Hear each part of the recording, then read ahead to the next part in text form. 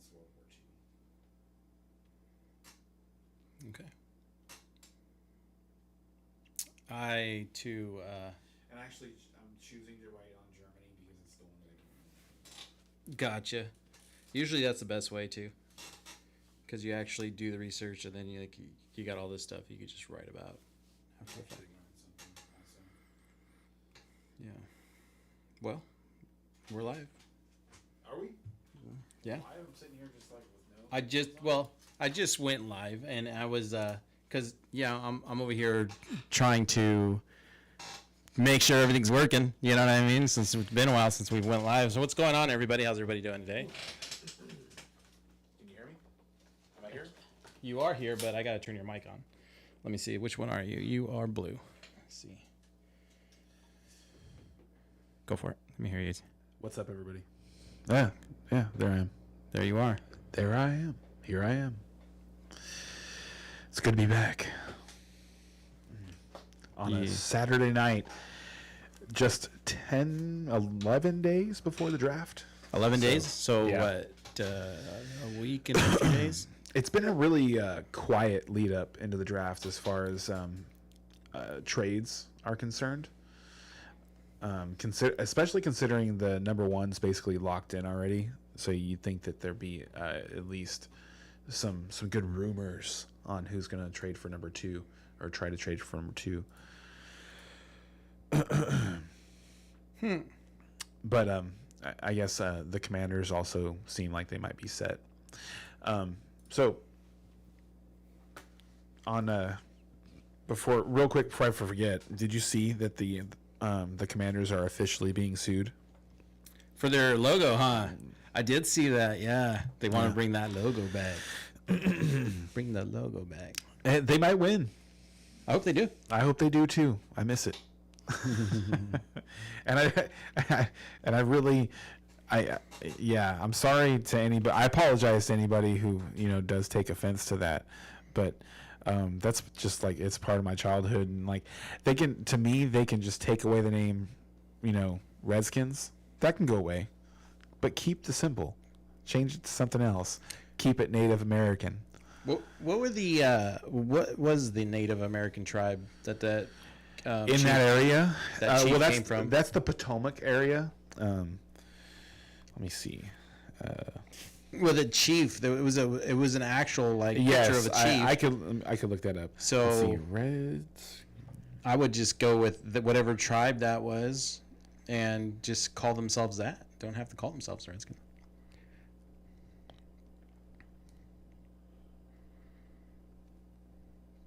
That's what I would do.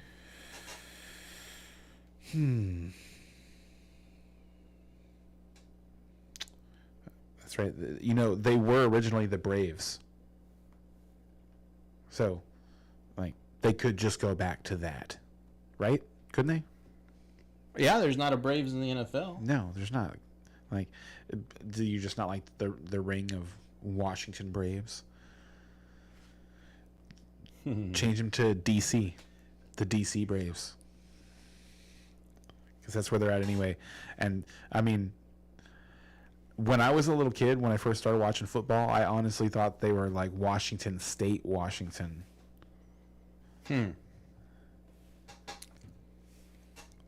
So today we're going to be going over a little bit of we're going to be going over some of what Ken considers the studs of this year's draft.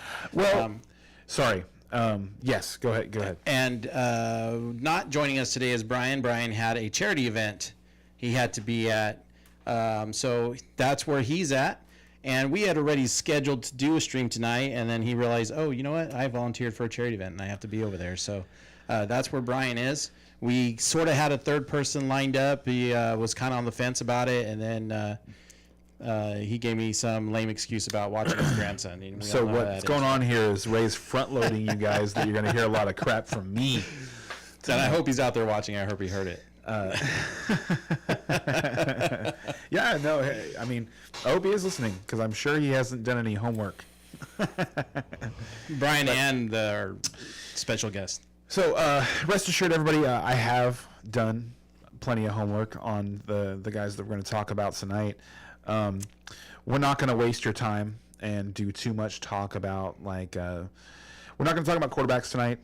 We can do it a little bit, but I didn't prepare the stuff for quarterbacks. I wanted to focus on wide receivers and running backs because while quarterbacks are super important in super flex leagues, they're not really that important in 1 QB leagues, and there's really only one in this draft that's that might do something, and it's really unlikely that he's really that good this year. Oh, wow. Okay. So we can talk about them later. The more important guys are the running backs, which I think are underrated in this draft. And the more I listen to chatter around about the NFL draft, the more I feel like people are coming around the way that I've been feeling about these guys for months. I started digging into tape back in January, and I've been in love with a few guys for a while, and then finally the rest of the the community is starting to come around on basically the same guys. So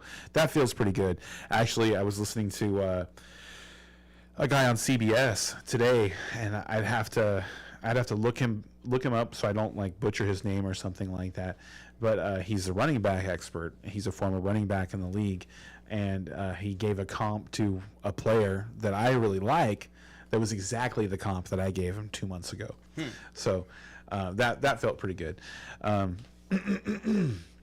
So we're going to talk about wide receivers. We're going to talk about running backs, and we're actually going to skip over the top 3 wide receivers that everybody knows are just assumed to be the top 3. There's so much noise about them going top 3 that there's really nothing that I can say that's going to really change anybody's opinion. Gotcha. I don't think. But I do have a lot of good things to say about some of the guys we are going to talk about, and I'm going to try and scare you away from a couple of guys that are pretty high on people's draft boards because I just saw some things I don't like. So where are we starting out? Where's number 1? So your first one you have up at bat is Xavier Legette. That's not the first one. Are you sure? Let me see. Yeah. Oh yeah, you're right. That's slightly. Yeah. There we go. Adonai Mitchell from Texas. So Adonai Mitchell was the or AD Mitchell was the if you want to go ahead and just read off the rest of the. You want me? Okay, so he's 21 years old. He can do the 40-yard in 4.34 seconds. His 10-yard is 1.52. He's got a vertical of 39 and 4 inches. He's got a broad of 4 inches, which can you explain to everybody? It's what 11. broad is? So the vert numbers are going to be in inches, and then the broad is going to be feet and inches. So everything else, though, I'm reading this. Everything else is self-explanatory. But for people who don't know what broad is, what is broad? The vert and the broad are the vertical jump and the broad jump. And the broad jump is standing still. You can take a squat position and then you jump Straight forward. And his 11 foot 4 inches, I believe, placed him top 3 all time. Oh. If not number 1. I don't know that it was number 1, but I know that it was really high up there. There weren't a lot of people talking about AD Mitchell until his combine happened. But and the reason for that is because when you put on the tape, he doesn't give the same amount of effort all the time. However, I found that to be dependent on his competition. When he was playing against good teams, he gave full effort all the time. I really don't think that he's going to get credit for that leading up into the draft. I think people are going to continue to knock him for his effort and not actually, and not actually give him the credit he deserves for stepping up his game when it was necessary. And so you can see on there, he's an excellent separator. He's an above average blocker, which is huge for me when it comes to young wide receivers coming out of the into the draft. Because if you want to get on the field, if you want to be on the field, you need to be able to block. Because if a team can't audible into a run play while you're on the field, you're just not always going to be on the field. This is why people like Noah Brown play all the time, because he doesn't have elite skills, but the dude is an excellent blocker, and he's exactly where he's supposed to be all the time. So doing things like that are just really important. His hands are special. Like he the ball never reaches his body. He's never surprised by the ball getting to him. And he's an excellent tracker of the ball. The picture that's up there right there is from the national championship game. It's either the national championship game or the semifinal. I think it's the semifinal. And he does a lot of stuff like that. He has the ability to, I should say. My comp for him is CeeDee Lamb, and he really does. Like, he's got similar size. He's got the ability to break away, and the thing about him is that he's got a really fluid way of running. He doesn't waste a lot of movement, and he can just turn on the burst whenever he wants to. My favorite thing about watching tape on Adonai Mitchell was that he wouldn't just lazily stand up and reach for defenders on run plays when he wasn't, he was nowhere near involved. He wouldn't just lazily walk into guys. He would use those as opportunities to just practice route running. And so the defender wouldn't know what was going on. The defender would have because the guy in front of him is running a route, and so there were times where I caught myself whooping at the screen when there was a run play going to the other side of the field, because he'd done some fancy footwork and just cooked the defender for no reason. and I love stuff like that. So I think he's super talented. To me, he's right up there with the top three guys. Like, if you can't get one of the top three guys and you end up with Adonai Mitchell, I think you're going to be really happy long term. It could take a couple of years for him to develop into a number one, but I think that's what he is. So I had a question and I lost it about this particular guy. Give me a second. Or maybe it was more of a comment. So, well, while you find it, another important thing to remember is that he played opposite of Xavier Worthy, who's another guy we're not going to talk too much about tonight because everybody knows about him. He broke the record for the 40-yard dash at the Combine, and he was Texas's number one target. I really don't think the kid at Texas, the quarterback Ewers, I think his name is very good. So I think that both Worthy and Mitchell, and I think PFF had them as two of the top five receivers with the most off-target passes thrown their way. And I think Worthy was number one. And the reason Worthy was number one and Adonai Mitchell wasn't higher was because Worthy was the number one target on most of their plays. So, okay. So my comment was, or I guess I can phrase it in a question, but his lack of effort, do you think that has anything to do with him knowing he's going to the NFL and knowing, like, I don't want to injure myself against these weaker teams? I do. These kids are smart. Like, he showed too much skill to just, like, he didn't seem like a meathead to me. The way that he gave effort on plays that weren't coming his way against good teams, it was. I think that there's just there are some players that are gamers, and one of the things that I wrote about him in my longer notes is that he is going to have to figure that out. When Brandon Ayuk got to the league, one of the things that put him in the doghouse with Kyle Shanahan, and people were really concerned about Brandon Ayuk's future going into his second season, because it was looking like he was going to be like number 4 on the depth chart, and it was because he wasn't giving enough effort all the time.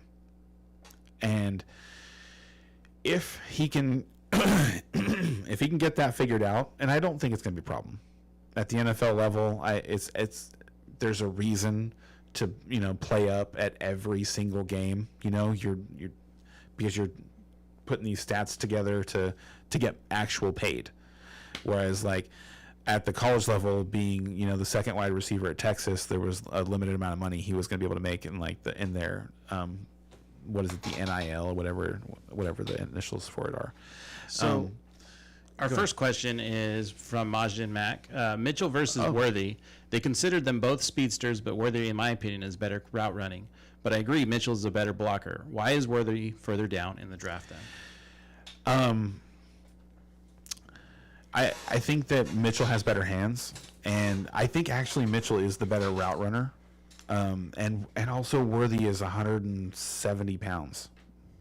So that's the big thing for Worthy, is that he's so small, is that he's like a half inch shorter than Adonai Mitchell, but Adonai Mitchell has 30 pounds on him. Okay, so next up we have Brendan Rice. Brendan, age 22, 6'2", weight 208. His 40-yard dash is 4.5 seconds. 10-yard is split 1.55. And the reason we're going to talk about him tonight is because I think because he's Jerry Rice's son, I didn't put the connection there. He's gonna be on people's draft boards, and I don't think he should be on your draft board. I think, unfortunately, from what I saw, like Brendan Rice is just a guy. Interestingly, he looks like his dad on film. It's just that the game is different now. You know, receivers can't. If you're old like me and you know are old enough to have watched his dad play, his dad made a lot of basket catches. He had a lot of what they call body catches now. It's not that he didn't have the ability to reach out and stab the ball. Jerry Rice has some of the best hands of all time. Some of, like, in my mind, the greatest catches that I can remember of all time, like Jerry Rice and Lynn Swann dominate the area. But that being said, you can tell that he learned from his dad how to run routes. Just the way that he moves, his mannerisms, the way that he uses his arms. But he's not as quick as his dad was to change direction and get to full speed. However, when he does get to full speed, he is very much like his dad in that he's hard to tackle. Like, one of the things that people don't remember about Jerry Rice, he was really hard to tackle. He would run through arm tackles. You really had to hit Jerry Rice and wrap him. And he wasn't looking to go down, and he wasn't looking to go to the sideline, and that's the same for his son. He's a tough kid. But the fact that he's 6'2" and almost 210 doesn't really show up on tape. He plays more like a 6'1", 190 guy, especially when he's in the run game and tries to block people. Because there were a bunch of times where, like, he was right there. He was like, if he had just been able to hold his block for a half of a second, the running back breaks loose. And, you know, maybe Marshawn Lloyd is being talked about as somebody who's going in the late first round, early second round, like he deserves to. Spoiler. So I don't hate him, but I think that where the league is now, he's like a fourth wide receiver. The only way he's gonna have success later is somebody on higher up on the roster gets hurt, and you're gonna be like, "Ooh, Brendan Rice," because I think he is a professional player. Like, I think he's gonna stay in the league for a while. His name's gonna carry him through the first couple of years, and he's a hard enough worker that I think he'll pick up enough that he'll be a good pro. But I don't think he's going to be fantasy relevant. Okay. What do you think he's going to go in the draft? First round, second round, third round? I think he's a day 3 guy. I think we're talking like round 5. Oh. What a blow. Next up, we got Xavier Leggett. Did I say it right? Leggett. Age 23, height 6'1". He weighs 220 pounds. 40-yard dash is. Majin seems to think he's going to go fourth round to the Chiefs. 40-yard dash 4.39 seconds. 10-yard split 1.54 seconds, and he's got a vertical of 40 inches, a broad of 10 foot 6 inches. You feel he has excellent body control, great hands, and plays bigger. Yeah, when I watch film on guys, I don't look at their statistic profiles or their body profiles first. I just watch the tape first, what's available. And when you watch him on tape, your first thought is, oh my God, this guy's like 6'3", 230. And he's 6'1", 220. And the first things I wrote in my longer notes are big boy. Because he plays like a big boy. He's a man among men, or man among boys. But, and this will be the only time you hear me talk about this, his production profile is incredibly unique. He's a fifth-year senior. He played the other 4 years, and he played I think he redshirted his first year. I think he played a little bit, got hurt. They redshirted him his first year, and then he's played the last 4 seasons, and it's only been the last season that he quote unquote broke out under metrics would be. And a breakout is defined as a player receiving 20% or more of a team's total targets. So now another thing that I noted about him is that he is such a special athlete that it doesn't make any sense. I don't get it. I don't get how he's been hiding for this long. It doesn't make any sense. He is such a monster of a human being. He runs to be that big and to run that fast. I comped him to Devontae Adams and not DK Metcalf because he's a better route runner. He does have the ability to separate from people right off the line on press coverage, but he needs to get better at it. But when he gets loose on short crossing patterns and stuff like that, he's good luck. And that really is what really reminded me of Devontae Adams, his ability to just run through secondaries, because everybody in the secondary, by the time he's finished, when he's 25 and he's almost 230 pounds probably after being in a weight program for 2 years in the NFL, he's going to be impossible to tackle, and to run that fast, it's going to, if one of the things I noted was that if he does some work on his footwork, which was Devontae Adams' big problem when he came into the league, was that he knew how to do a bunch of different things, but he didn't know when to do what he knew what to do. And it seems like Leggett has the same things going on, because he's not consistent in putting all of the skills that he has together, but they flash. Everything that you want from a player, from an elite number one player, flashes from Leggett for sure. It's just the production profile and the fact that he wasn't hurt is terrifying. So Majin seems to feel like Xavier reminds him of A.J. Brown and Kenny Britt. He's Kenny Britt was kind of clunky, and Leggett, I would say he has kind of I don't hate that comp.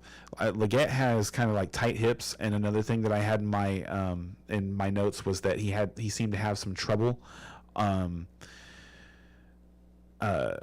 the top of his route stem.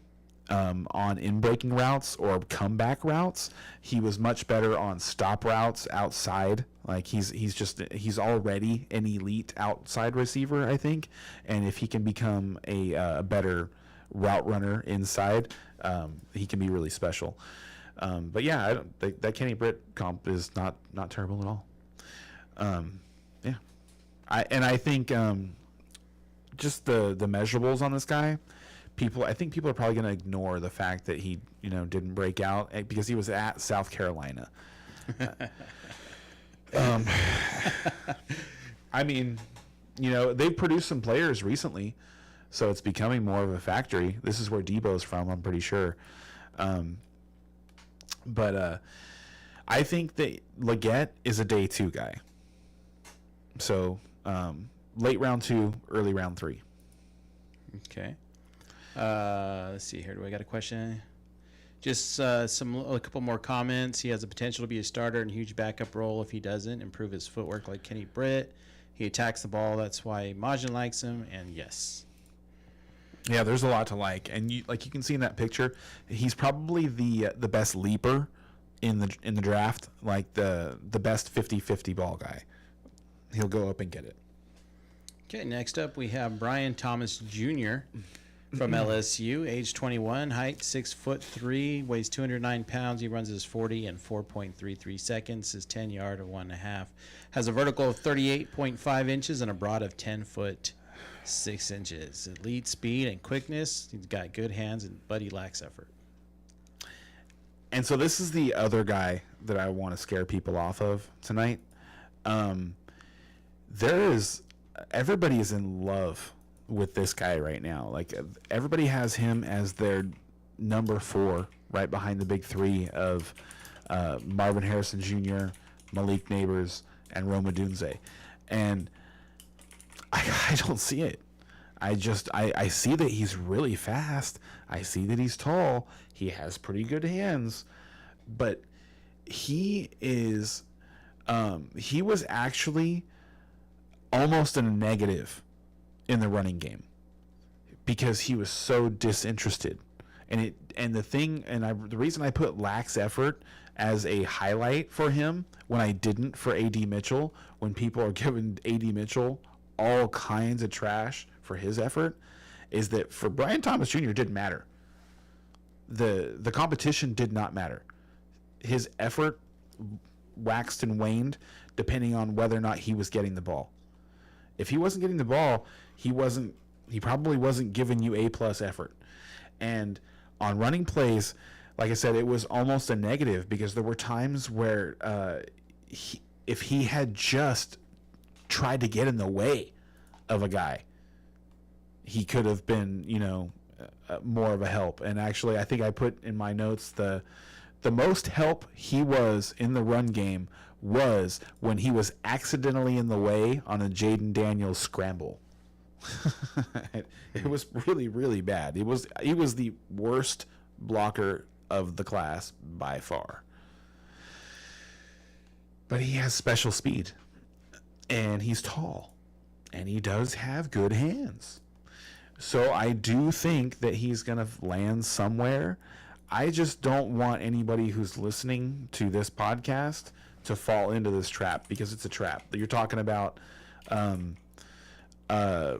lower level Deshaun Jackson, because I think this guy's probably gonna he's gonna max out at 60% of snaps, because you just can't trust him in important parts of the game when you're going to be trying to run the football. So I think he's a wide receiver 3 for a team at best. And I know a lot of people love him, so I'm sorry to do that to you. All right. So next up we have Devontae Walker, from North Carolina, 22, height 6 foot 1.5 inches. Felt you needed to put that half inch in there. Weight 193, 40-yard dash in 4.36. Got to keep you on your toes. I guess 10-yard split at 1.54, vertical of 40.5 inches with a broad of 11 foot 2 inches.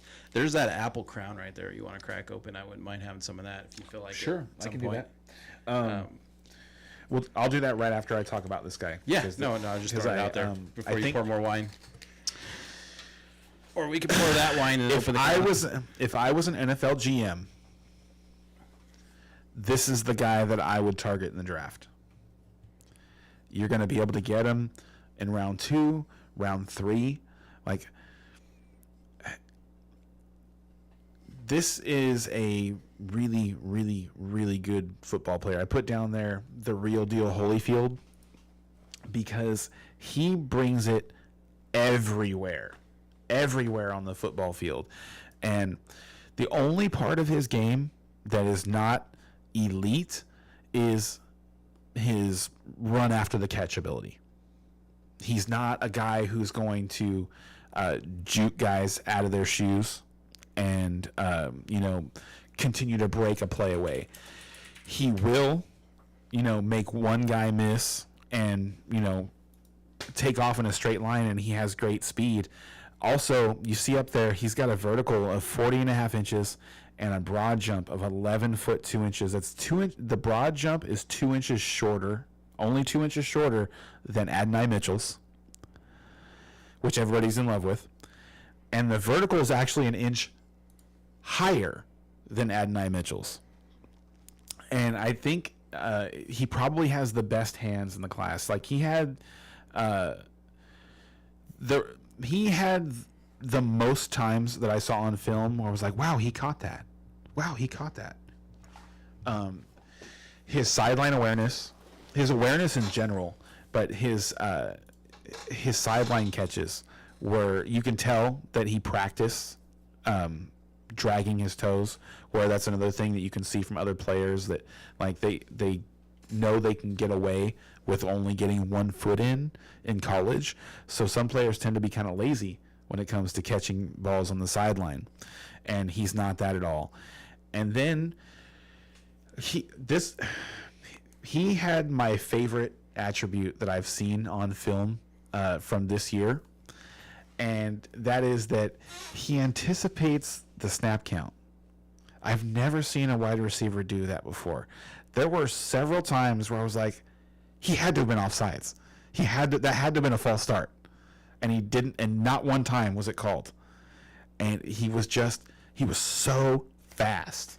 Like he was moving fast, like, in his route, before the rest of the team was moving.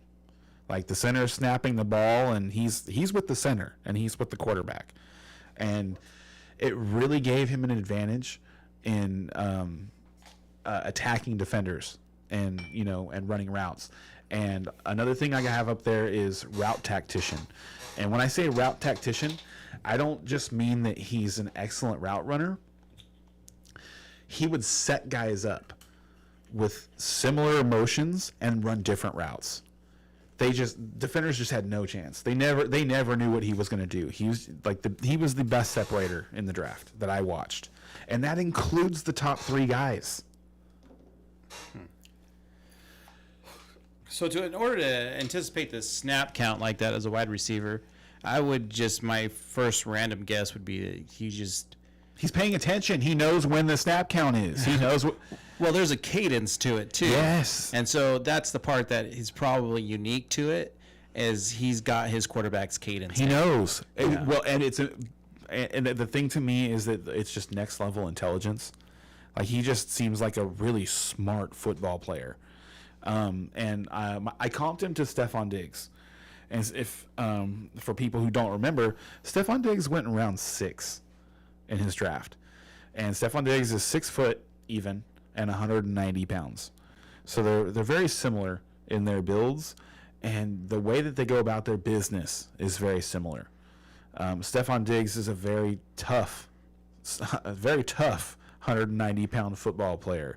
Like he's not a great blocker, and neither is Walker, but Walker is always in position where he's supposed to be. This is a player who is going to be a starter, and he's going to be on the field a lot. And one more thing that I want to say about him is that he is comfortable being the way that a team is trying to score. There was a particular play, a slant play, that they would run when they got within 25 yards, because they scored. They scored on it from inside the 10, and somewhere inside the 25 and inside the 20 in 3 consecutive games with the same play,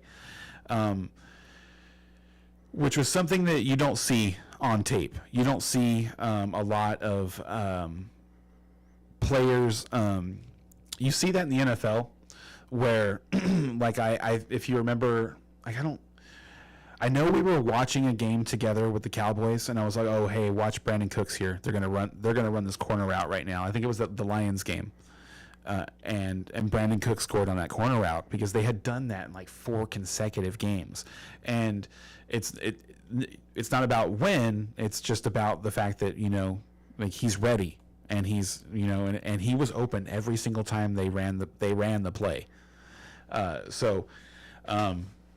I think the kid is special, and I will be drafting him in every draft I have. So a couple of comments coming in from YouTube for this particular player is that he can find the gaps in the defensive zones. He tracked the ball down, and he agrees. Majin agrees that the real deal is 100% accurate. But yeah, thank you. I agree. Thank you. He does have a knock. He thinks that Walker needs to improve his ability to sell other parts of the route tree. Can you elaborate on that? When you get a chance, when you go ahead and elaborate on what you mean by that, Majin. And because I actually thought he was really good at like I said, setting up his opponents. So he would run a route, and then he would run a different route with exactly the same setup. So he was able to break in or break out without his defender being able to figure out what he was doing. And yeah. Okay, so let's grab that bottle of Crown while I flip over to the next guy. Let's see here. Majin says he tends to commit too early on slants and in his routes. I'll look for that. I haven't done my second watch through yet, so I'll look for that. Thank you. Okay, so next up we have Jalen Polk. Is a wide receiver for Washington. I'm sorry. Age 22, height 6'1", weighs 201 pounds. He runs the 40-yard dash in 4.52 seconds, a 10-yard split in 1.52 seconds. Has a vertical of 37.5. His broad is 10.9, and you got him listed as a dog. Excellent outside the numbers, an elite run blocker. This guy was really fun to watch.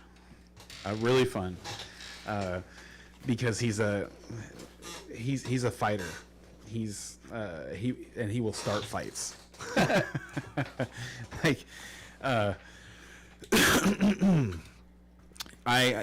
There were multiple times when a gathering of players occurred because he was just hitting somebody when he probably didn't need to be, and so that's fun. You gotta love that out of a wide receiver. And he's not little, he's 6'1", 200 pounds, and he's young, so he's still, he has the ability to put on some weight. One of my notes about him was that he needs to put on like 10 to 15 pounds. And the reason is because of his height, he's going to run into, because of his height and the way that he runs, he's going to have a problem with press coverage at the next level, for sure, unless he puts on some more weight. Because he's not going to be able to push around the best corners in the NFL. So we got a comment from YouTube from Georgie Cholikov. Hello, Michael told me to come get some more info on the upcoming draft class. Guess we're using first names online.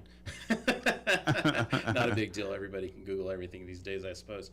So yeah, welcome for coming, Georgie. I think we're on our 6th player of the evening. How many did you got loaded up today? I think there's 12 or 13. Okay, so yeah, we just started on Jalen Polk. Jalen Polk. That should have been obvious. He was by far the best run blocker in the draft. He's the only player that I saw pancake a guy. Like, he literally pancaked a guy. And you just don't see that out of wide receivers. Like, he likes to block. I like him a lot. I think if the 49ers move on from Brandon Ayuk, this is somebody they could replace him with. I think he would fit right in with the 49ers. My NFL comp for him is I really couldn't find one. It was because there aren't a whole lot of players that are like him. typically players that have the measurables that he does are are different types of receivers. They're not like like I said, I couldn't find another comp other than Steve Smith. That's just who he reminded me of. Watching him play, I know Steve Smith is 5'9" and 195 pounds or something like that. So it's like, he's much taller. But the way that he goes about his business, the way that he plays the game, just reminds me of that guy. And we need more of those guys in the NFL. So I'm a fan of this kid. I hope that he cleans up some of the things that he needs to clean up. And to me, it's just some route running, because he's really good inside the numbers, but he's not very good. He's really good outside the numbers, but he's not very good inside the numbers because he doesn't seem to have a whole lot of spatial awareness, and he would mess up routes by causing another player to run around him, or he would just not be in the spot that he needed to be in on time, and so his quarterback would have to look to somebody else. So I think he needs to get better at understanding route combinations and being where he needs to be on time. But he has the ability to do it. So Majan feels that he needs to toughen up and get used to contact off the line. I don't think he needs to toughen up. I think this kid's plenty tough. I think that he's just another thing I wrote down about him is he's kind of a tweener because he's 6'1" and 200 pounds. He really needs to be like 6'1" and 210 pounds, 215 pounds, because of the frame that he presents to the people they're going to be trying to put hands on him. So it's not that he's not tough, it's that he's not quite big enough yet. And so that's what he like, and he may not be able to get there. Like that is kind of a lot to ask. If he was 20, I'd be like, yeah, he's going to get there, no problem.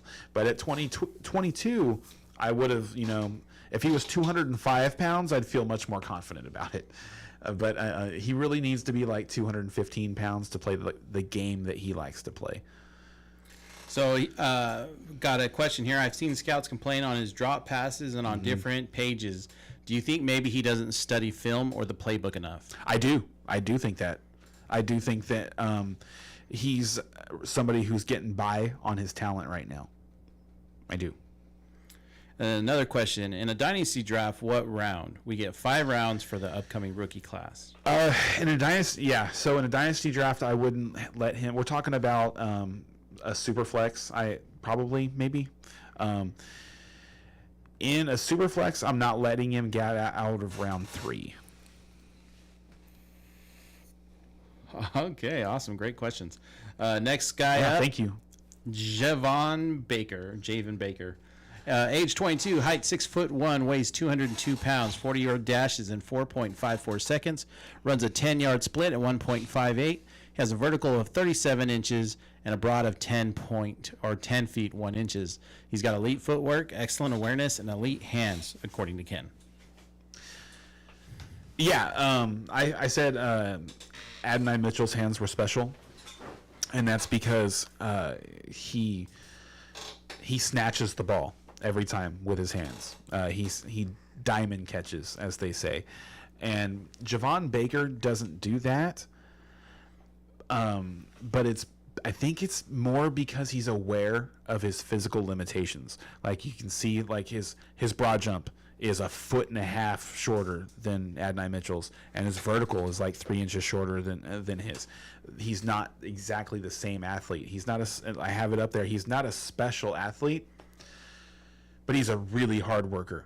That shows up on film, and he was by far the best press coverage beater because he'd do it with his feet and his hands.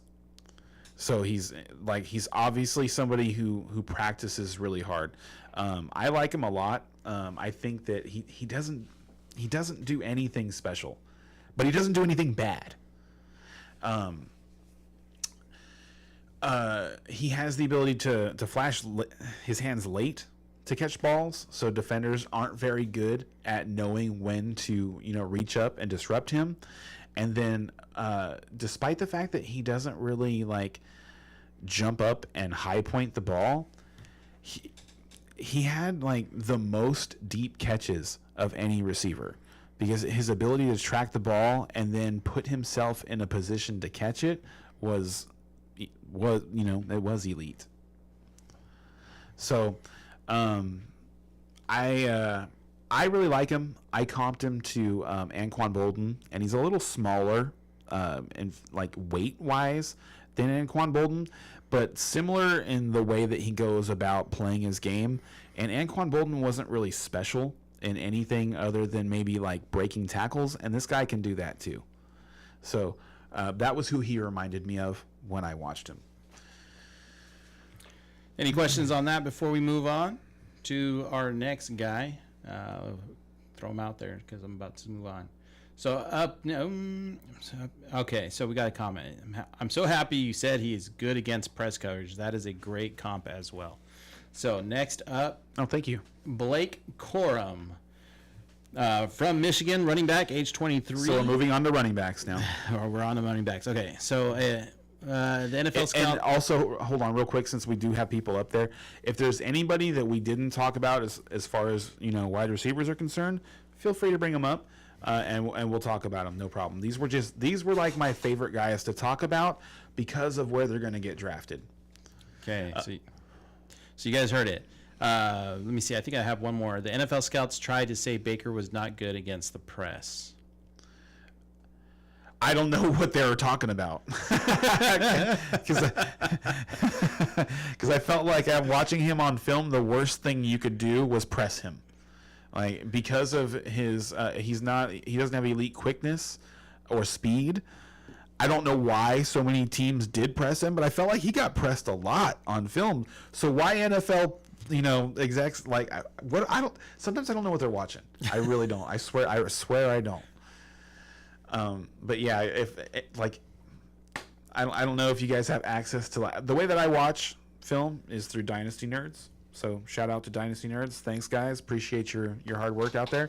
And the film that they have available for that kid, for Javon Baker, everything I saw is that he was the best at beating press coverage of this class. And that includes Marvin Harrison and Malik Neighbors. So we do have a question on, let's see here. Let me see if my internet wants to cooperate here. Luke McCaffrey.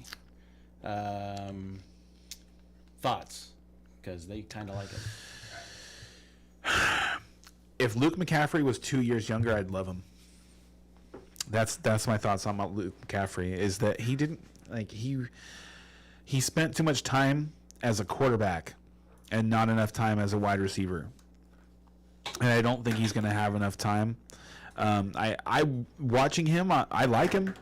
And I like him more than I like Lad McConkey, who people seem to be in love with, who I almost put up here, except for I don't expect Lad McConkey to get into the first round of rookie mock drafts and stuff like that. So, like, I wouldn't tell anybody not to spend a second round pick on McConkey.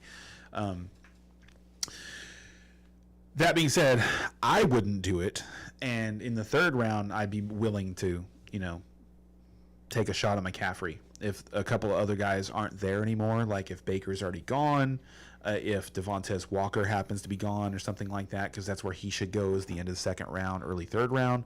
That's where I'd be interested in McCaffrey. But I'm definitely more interested in him than, say, like a Brendan Rice.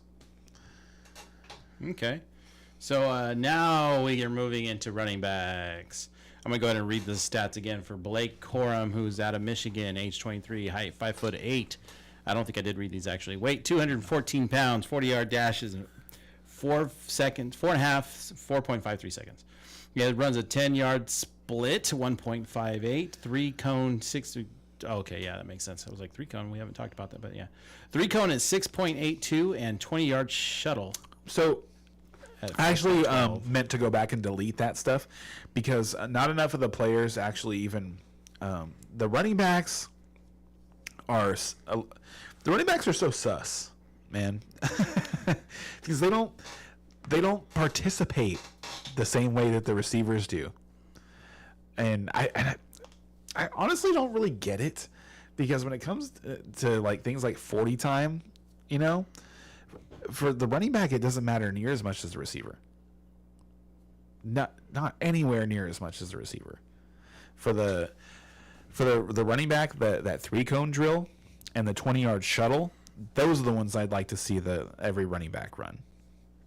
Anyway, this was so most of these players on here, the ones that I'm super high on, it's a struggle to only put 3 notes up there. Like, I have 3 bold notes up there. Mm-hmm.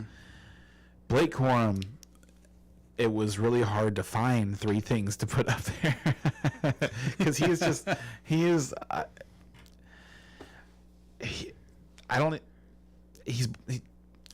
So you don't like this guy? No, I don't, and I don't like him, but I don't hate him. So I'm struggling with like the words to really describe that haven't already been said. But he's just a dude. Like, I feel like there's gonna be solid draft capital on this guy, because maybe it's people aren't doing their homework. I don't know, because that could be a thing. You know, we could have reached a point in society where like these NFL executives, they really aren't doing their homework anymore. They're looking for the AI to do it for them. Yeah, maybe. Like, who was it that said that the Commanders are being run like an NBA team,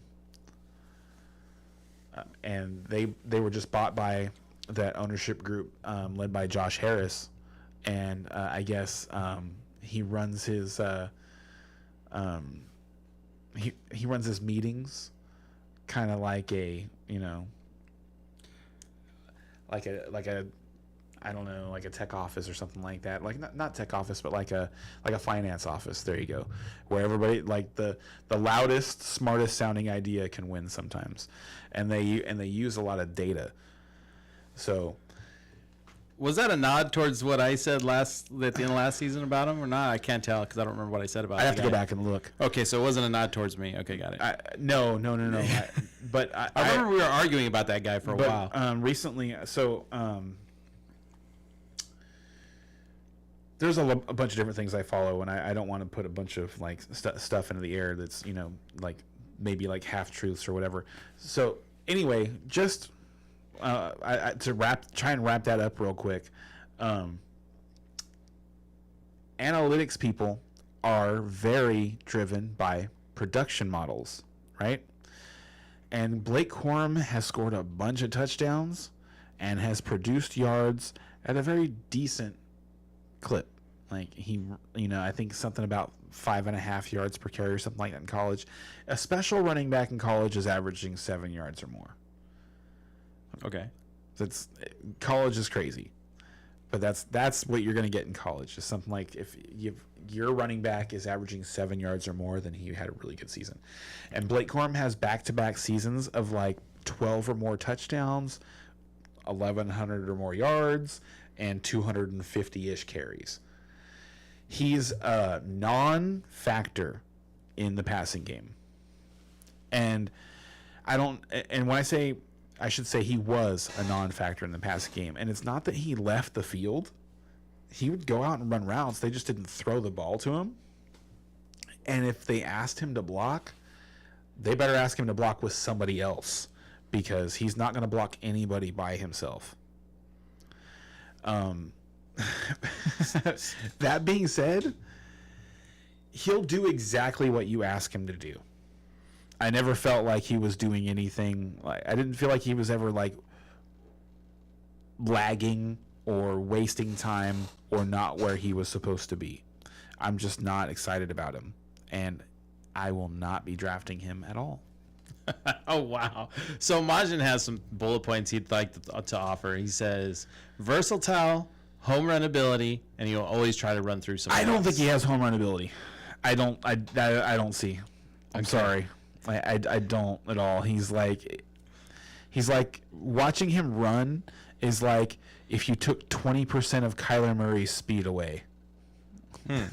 But it looks the same. Like, you know, the toddler stole my phone and is running away from me now. Like, that's that's how he looks when he runs, because it looks like he's moving fast, but he's not going very fast. And he's not really shifty. He doesn't break tackles. He kind of runs into his blockers sometimes. Like he could just have a little more, like, instead of running into the ass of one of his linemen, he could have just been a little more patient, like some of the guys we're going to talk about in a minute. I was just super unimpressed for a guy on a national championship team with that production profile.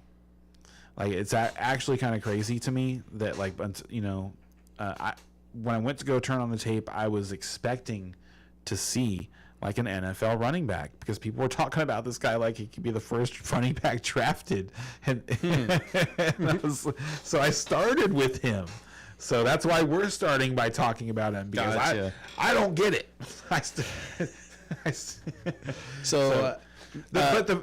But that versatile comment, I do agree with that. I do agree that he knows how to he knows what he's supposed to do. Like, if he had been gifted with a 5'10", 215-pound frame, you know, just a couple more inches, you know, so he could reach a little farther, or like if he was 220 or something like that, I think he'd have a shot at being a much better player. But as is, like, I comped him to Jaylen Warren, and I like Jaylen Warren better as a player. Okay, so just to catch up the chat a little bit, yes, the AI comment was a joke. And Majin feels that he moves like Emmitt Smith. Oh, don't you say that. And then Georgie says, I No, he understand that doesn't. one, but I think he understood another joke now. And you know what? And honestly, I have, because we're in the dead zone for football content, really, you know. Mm-hmm. We're just like, we're grasping at straws, you know. We're sucking air. So I've been watching old Cowboys games, you know, from the 90s, and no, he does not. and in fact, thank you for bringing Emmitt Smith up, because in watching a lot of these old games, man, he was underrated. People like to give him, like, Barry Sanders was special, and Emmitt Smith was not as special as Barry Sanders, so we can get that out of the way. But Emmitt's the greatest of all time. Like, rewatching all that stuff, the work that they put him through, and the way that he produced week after week after week after year, it was insane. Like, he has an MVP. He won a Super Bowl MVP. His MVP season, he missed the first 2 games of the year, and it's like, nowadays these things come down to stuff like that. It's like, well, if he hadn't missed the first 2 games, his numbers would match up more with Lamar Jackson's. Maybe he'd have a chance to win the MVP, because a lot of it's based on cumulative numbers and stuff like that. He won the MVP despite missing the first 2 games of the season, and they won the Super Bowl. Like, his vision, Emmitt Smith's vision, was it was like he had eyes in the back of his head. It was not fair. His ability to just, like, kind of see guys coming from right here, it didn't make any sense. So Emmitt is only 1 inch taller, and Emmitt didn't Yep. have a great speed, but knew how to move through blocks, and he developed that by year 2 and 3. Workhorse. He had that before he entered the league, though, and Emmitt came into the league, and Emmitt also had much better pass catching ability. He had the ability to make people miss. Like, if it was, like, one of my favorite plays the Cowboys used to, you know, get forced into all the time was a swing pass to Emmitt. And if that linebacker wasn't on top of him, like, if there was anything like a 3-yard gap between Emmitt and the linebacker, there was no chance. Absolutely no chance that guy was going to tackle him.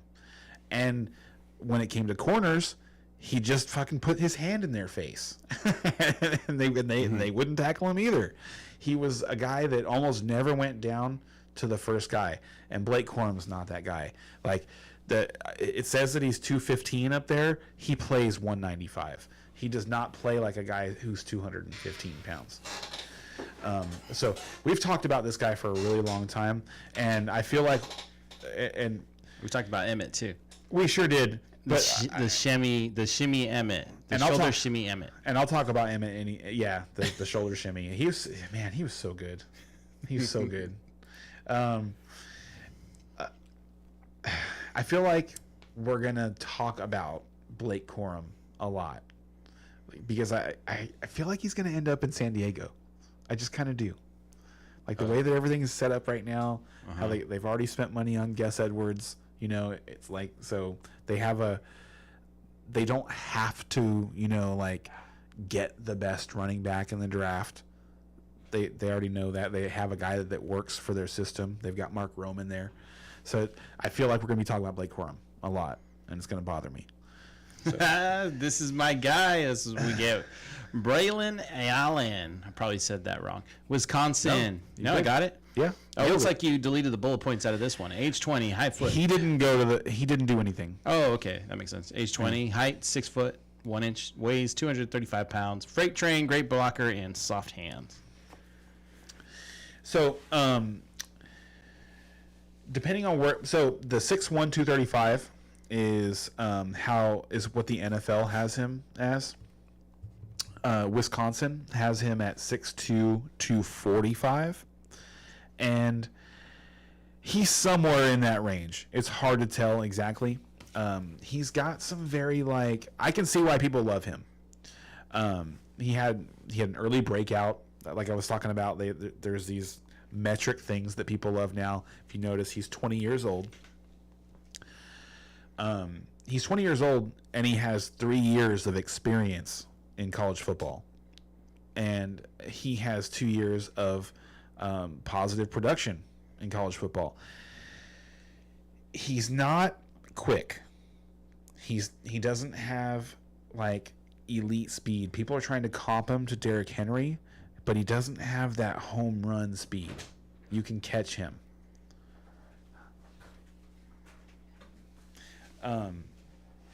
So thank you. That's not the comp that I would give him. I went another way, and we can talk about that in a second. But the reason people like to comp him to Derrick Henry is because, like Derrick Henry, once he gets moving in the open field, you do not want to tackle him. That does not look like it would be a fun job. He doesn't have the same kind of agility and burst that Derrick Henry does. It takes him a little longer to get to full speed, and but I think he's a slightly better pass catcher than Derrick Henry is. He's a little more fluid in running routes and making himself available to the quarterback than what I've seen from Derrick Henry.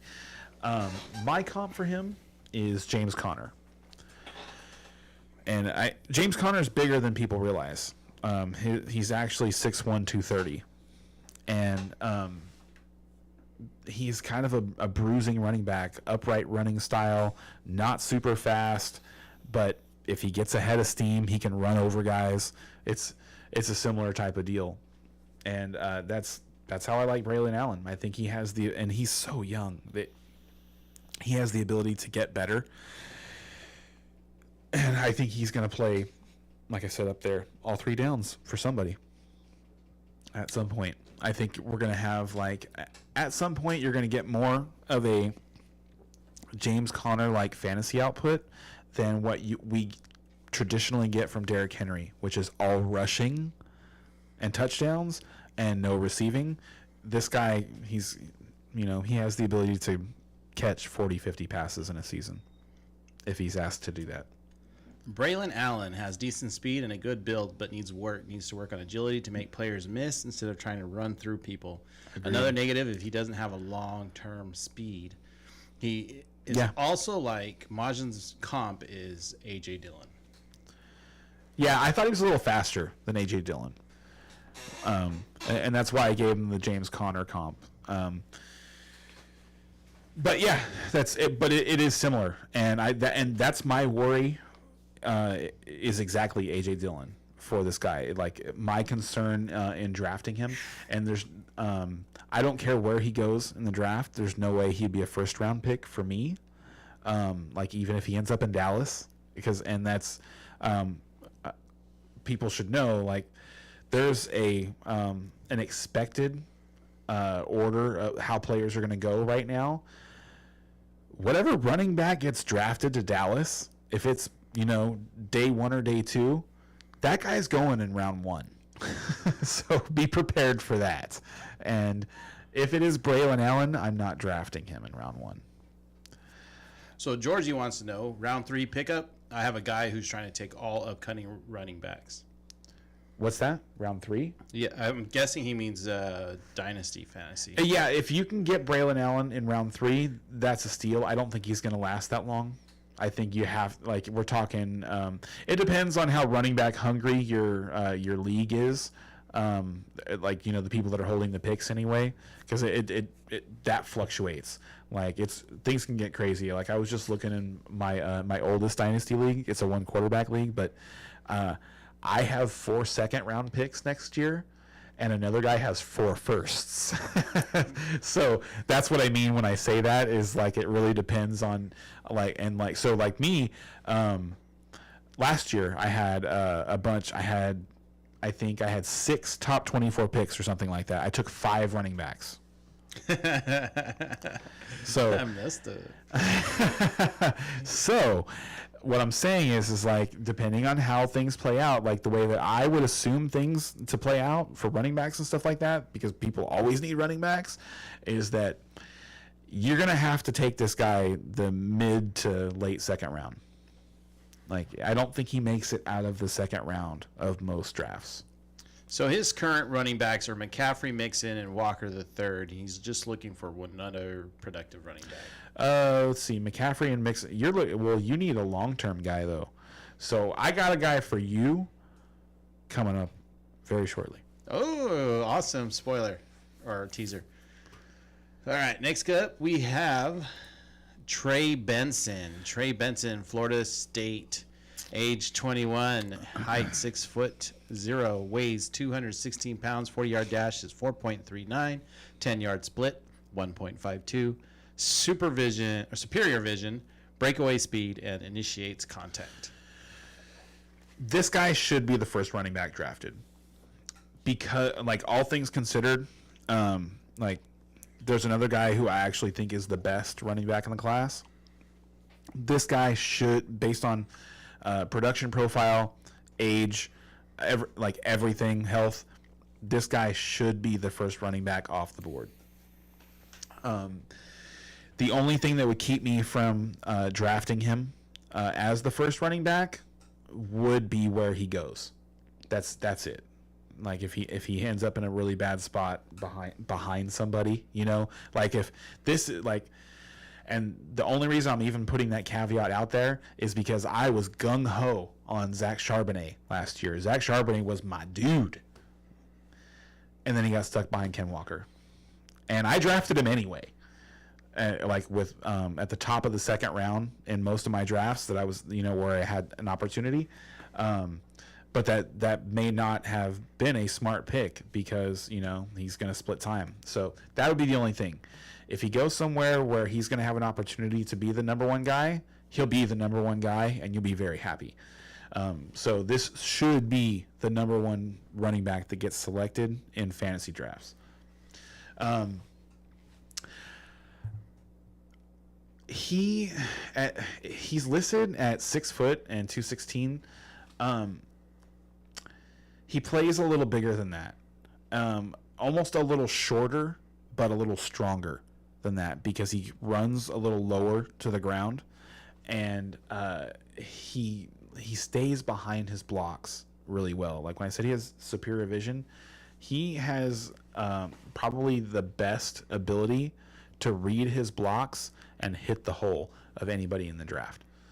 And then also he just never seems to take negative plays, which is a big thing for me, for running backs. Just not going backwards, knowing that my running back's not going to lose, half a point, and then leave the field because 2nd and 16, is a huge deal to me. And I got up there. I think he has a nose for the end zone. He was very good at getting into the end zone when they were close. And they didn't even really try to do anything else. They didn't try to fool people. They just handed the ball to Trey Benson, and he got the job done more often than not.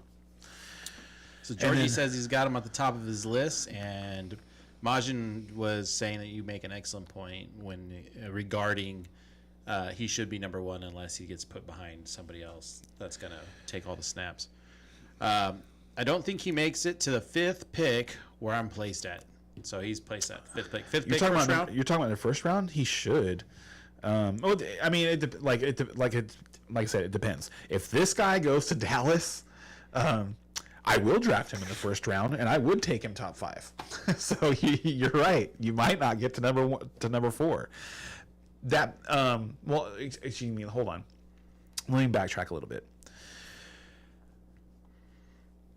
That's going to be the consensus thought.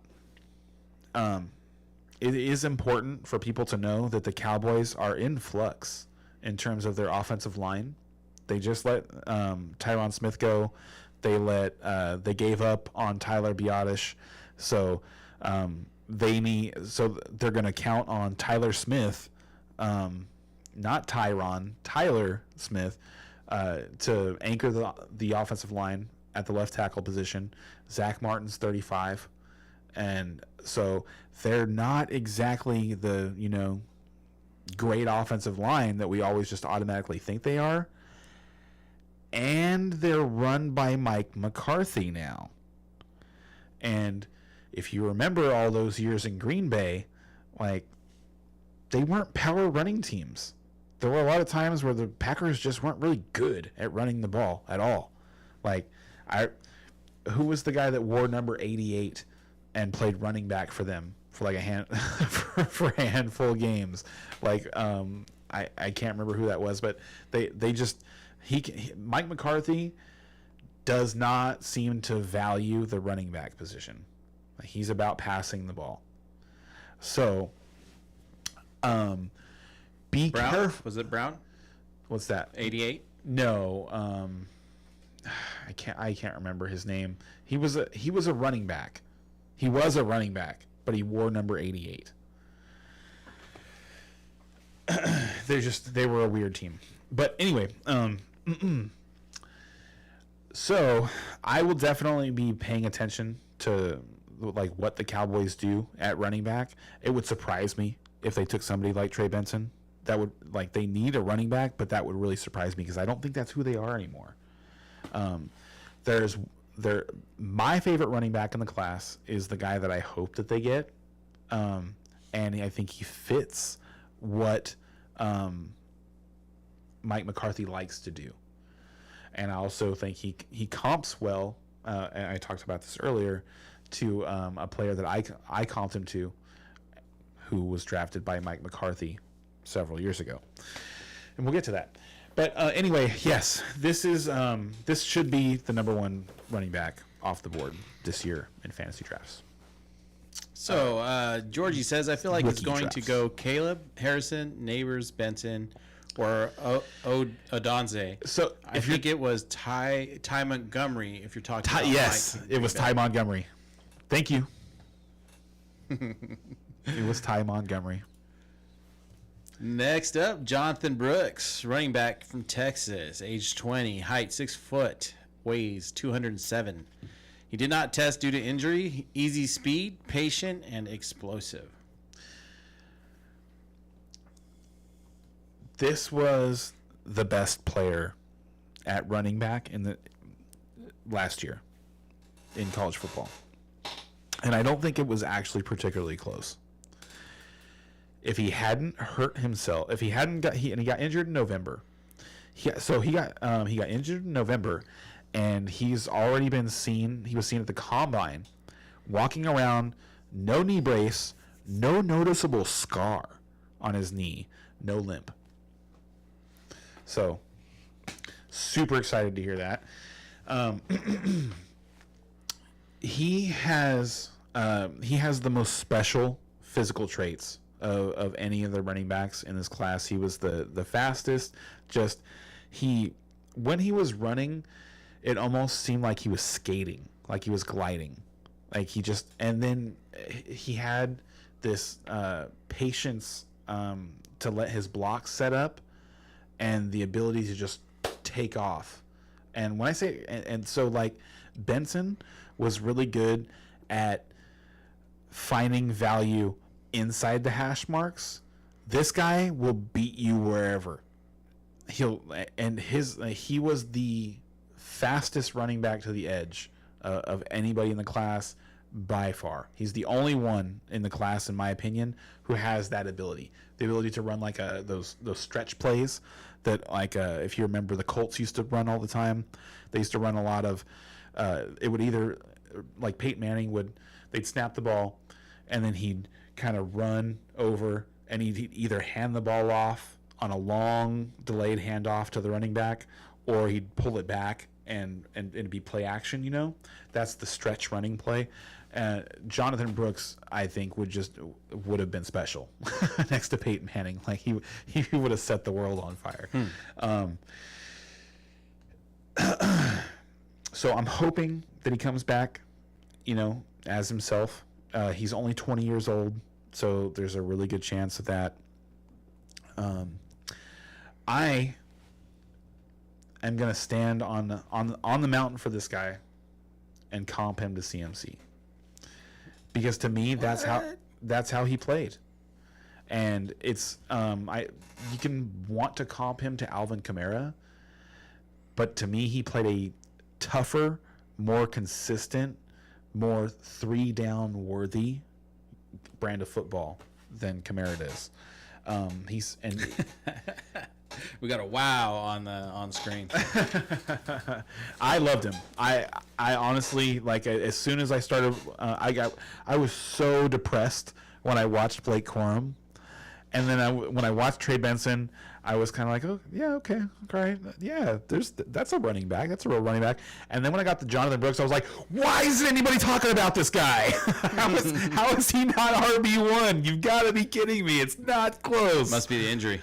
Yeah, and he got injured in November, and there's another running back on the team. I'm sure I actually blanking on his name right now, but they would split time a little bit. And if you notice, he's 6 foot, 200 just under 210 pounds. So he's kind of like Tony Pollard-ish, but he's only 20 years old, and I think he's going to put on some more weight. And I think this kid's going to be special. All our viewers left after you said that. No, I'm just kidding. Mic drop. And so this is the guy that I'm hoping that Dallas gets right here. And this. So I'm afraid of Jonathan Brooks because of the injury, right? Mm-hmm. Trey Benson also has a bit of an injury history. This guy does not. And the only knock on him is that he's 23 and not 21. But he was listed, I had to fix his weight because originally he was listed at exactly Emmitt Smith's weight, which was 209. Five and in the same size, 5'9", 209. Yeah, you don't look like no 209. And you don't look like no 220 either. And he weighed in at the combine at 220. So he's actually put on more weight and was still able to run that 4.46. The first word I wrote for him was juice. And the reason is because every time they gave the ball to this guy, good things happened. I felt like, and I discovered him through watching Caleb Williams' tape, right? Because obviously you got to watch Caleb Williams. Got to, he's going to be the number 1 overall draft pick. You got to know something about him. And I couldn't stop paying attention to this guy, and I couldn't figure out why they didn't give him the ball more. I did not understand it at all, because he does absolutely everything that you want him to do. And he's an excellent blocker. He might have been the best pass blocker in the draft. Like, this guy will stand up and hit people that are bigger than him. Like, he struggled a little bit against like defensive linemen when he blocked them one-on-one, but everybody else stand right up there and stood him up. And I comped him to Aaron Jones. And actually, I think he's got a little more upside than Aaron Jones. I think he's got a little more three down potential than Aaron Jones did. Okay, so I got some comments flooding in, and I'm not sure where, the comments are going for, if we're talking about Brooks, if we're talking about Lloyd here. Majin is on the fence about CMC, and That's got to be about Brooks. yeah, that's about Brooks. But I got Georgie saying good dual running back, have him placed at top 5, and Majin thinks Bucky Irving might be a tad bit better than him, though. I hated Bucky Irving. I'm sorry. Like he's gone. It's interesting to me that he performed so poorly at the combine, and he's kind of tumbled down people's rankings since then. Because I saw all of that on film, and he was one of the guys that was supposed to be like, based on his production profile, was supposed to be one of the top 3-4 running backs in the class. My problem with Bucky Irving is that while he did run a lot of routes and he did lead college football in I think catches for running backs, he ran the same route every time. Every single time. So, and it wasn't like they were design plays that were going to Bucky Irving. They were just dump-offs. It was a lot of dump-offs. But most of the time on passing plays, his job was to stand not in the backfield, because he can't block, but wide at the top of the screen or the bottom of the screen, and run 5 yards and stop. That was what Bucky Irving did in passing plays for Oregon last year. And every once in a while, he'd end up with a pass catch, or he'd end up with a catch, because he's just standing there and he's open. But, side note, I actually thought Oregon's receivers were terrible. We didn't talk about Troy Franklin earlier, but anybody who was planning on drafting him, please don't do that. Don't do that to yourself.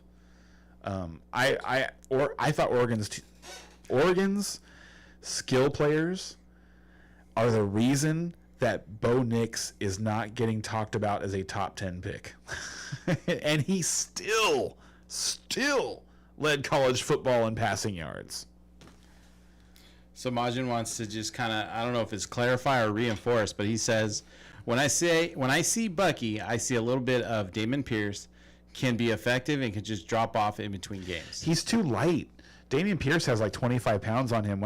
So my comp for Bucky Irving was like Jerick McKinnon, and that was being nice. Like, Jerick McKinnon's a much better football player than Bucky Irving is.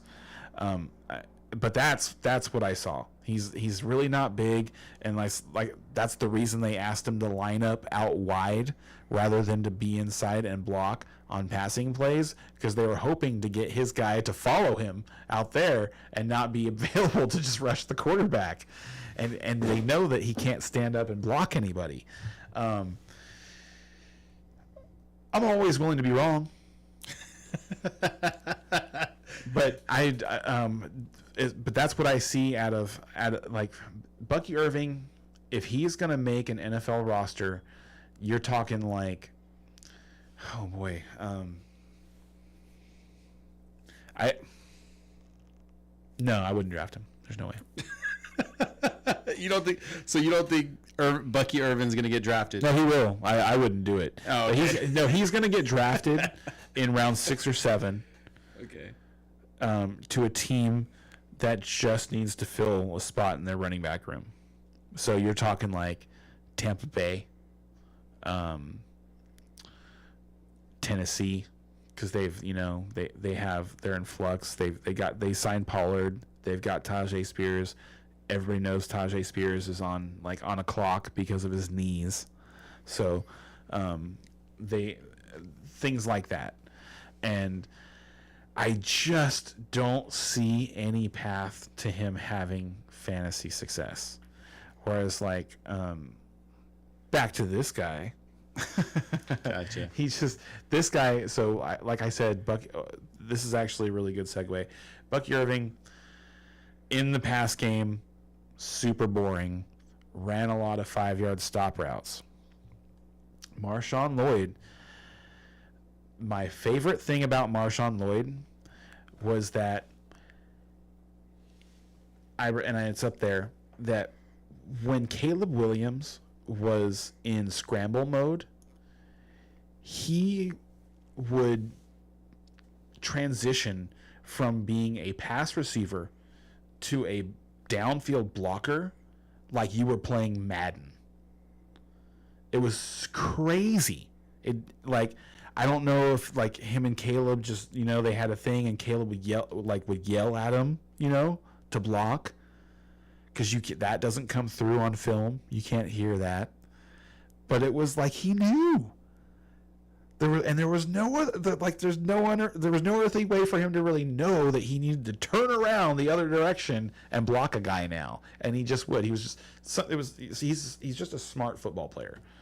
I watch out for things like that, because guys that play the game at another level mentally like that, they stick. They just do.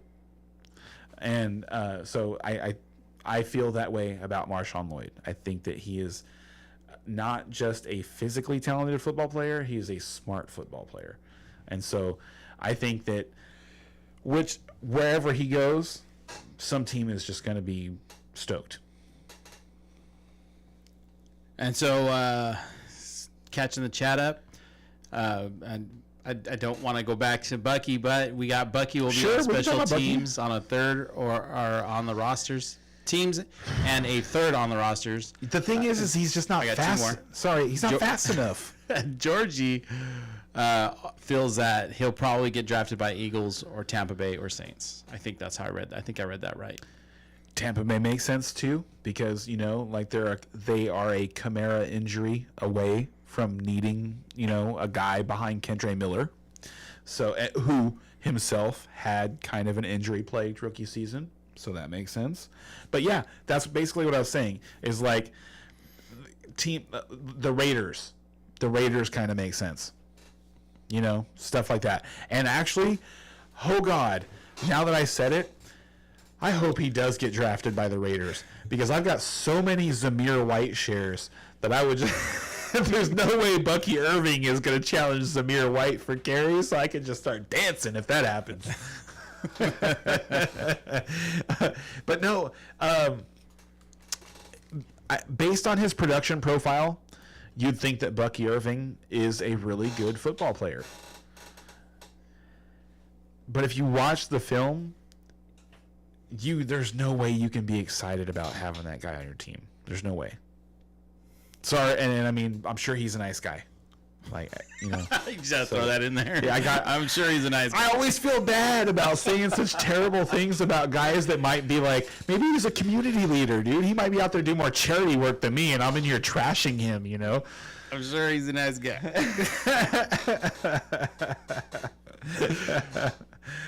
Who do we got next? That's it. That's your whole lineup right there. You got okay, so there's one more guy that I wanted to bring up tonight, and I didn't want to create even a slide for him, because if you're familiar with the Sleeper app and you play on Sleeper and you've done any mock drafts, they haven't even got him in there yet. He's not in there. He's not available. And his name is DeJuan Edwards, and he's the running back from Georgia. Okay. He was a senior. He's 22 years old. I think he's somewhere in the the 5'10", 215, 220 range. He has prototypical size for a running back. He does not have elite speed, elite agility, but I praised some of the other pass blockers because just like for receivers, for running backs, if you want to stay on the field, you have to know how to block. That's the way football works. So I watch out for stuff like that. Like if a guy can't block at all, he can't play. Dajuan Edwards was the one player that I saw who reminded me of like Zeke. And you've heard me on, if you're somebody who's listened to the show before, you've heard me, you know my love for Zeke, and Ezekiel Elliott has the best blocker, best pass blocking running back in the NFL by far. This guy reminded me of that. His ability to stand up and just plug a hole and hit a guy one-on-one so his quarterback could stand there and have an extra second to make a pass was elite. He has great production, and he's never fumbled. 0 fumbles in his college career. Speaking of fumbles, the NFL Network did the math, and they were saying that every 36 touches, Lloyd fumbles. He had 120 or something like that. I think read the last sentence. Can be a little careless with the ball. So you did mention that. So I'm just going to hide Ken's webcam real quick so everybody can see that. He did note that. These are short notes, so I have much longer notes, but you can see that it was important enough for me to put up there that he can be a little careless with the ball. That's something that I think is fixable, totally fixable. Tiki Barber had big problems with fumbles when he first started in the league and eventually got it figured out. So I think he'll get that figured out, and I'm not too. I really don't worry too much about fumbling unless the guy's got small hands, and that wasn't the issue. He's just a little careless. So actually, before the podcast got started, me and Ken we were talking about this layout we're trying right now, and we have a solution to make sure that if we go back to this layout, the whole thing will be readable. It was just like the first time we've tried this, and we're not together when we put these things together, so like there's things that we miss. But yeah, so that's why there's like a chunk of this that's not viewable, but we're gonna fix that. As a matter of fact, I have some ideas. I don't know if we could talk about it off air about making these pop a little bit differently. Before I open it up to, for like questions for anybody, any players that people want to talk about, the last thing I want to say about Dajuan Edwards is that he will get drafted, despite the fact that the Sleeper app doesn't seem to know who he is. He's going to get drafted. He's going to be an NFL pro for a long time. He reminds me of Frank Gore. Just a really good football player. And yes, he does have breakaway speed. Dajuan Edwards can hit the home run. If nobody's talking about him. Absolutely nobody's talking about him. Don't get it. I don't get it. Like, let me look him up right now. I want to see I actually need to look at what his stats are, because it is kind of ridiculous that no one's talking about him. So going into our league of record coming up, do we have any open spots, or are we expected all 12 spots to be filled? We haven't got to the point where we're really looking at that yet. Yeah, I understand that. Just wasn't sure if you just knew for like off the top of your head somebody. Off the top of my head, there was one spot that was filled by a random person last year, and that person was really active. So I was going to allow them to play with us again if they wanted to. Right, okay. But there might be one spot available. Yeah, if that person doesn't come back. Yes. Yeah. And we'll find out soon. We're in draft mode right now, and like I'm really big on Dynasty. So Really trying to get past like the next. I think all my drafts happen in the next 3 weeks or something like that. So it's a crazy time. Dewan Edwards. Here we go. And I don't know if it's Daewon, Dayun, or like, because it's spelled Daijun. So he's 5'10", 200 pounds for people who want to know. Last year, 164 carries, 881 yards, 13 touchdowns. The year before, 140 carries, 769 yards, and 7 touchdowns. So really good production. He also had, he had an additional, this year, 20 catches for 197 yards, which is just under 10 yards a catch. No touchdowns receiving, but that wasn't really their game. And also, Georgia was blowing people out, so he wasn't even, in the entire game. Like, I think people really need to have this guy on their radar. I'm going to steal him in every single draft I'm in, because I imagine you'll be, like, unless something crazy happens between now and, next Thursday, this guy is not going to get talked about. He's going to get drafted. No one's going to mention his name. If I were an NFL GM, there's no way I'd let him get out of like round 4. Like we're talking about, that's round 4 is the beginning. I'd be trying to, like, if he was still on the board going into day 3, round 4, I'd be trying to move up to make sure I got him. So do you know what his 40 time was? Let me see if he went to the combine. And he was a Bulldog? Yes, he played for Georgia.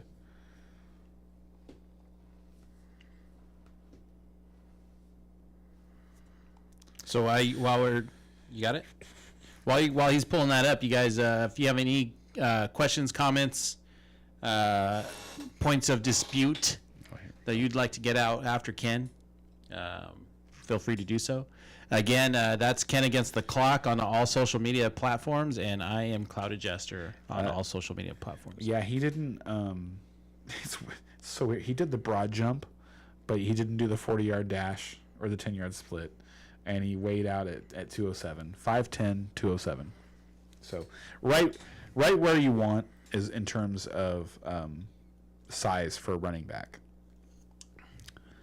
Yeah, so he's not gonna wow you with athleticism, but neither did Frank Gore, and Frank Gore is the 4th all-time leading rusher in the NFL. I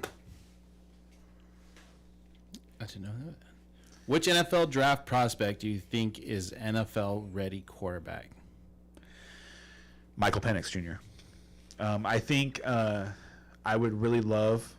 We haven't talked about this yet, but like I'd like to just get back together again next week if you're available next week. I know Brian's not. It doesn't matter. and talk and talk about the quarterbacks. Okay. And then we can talk about the tight ends too. But maybe Mike will be available. I love Michael Penix Jr.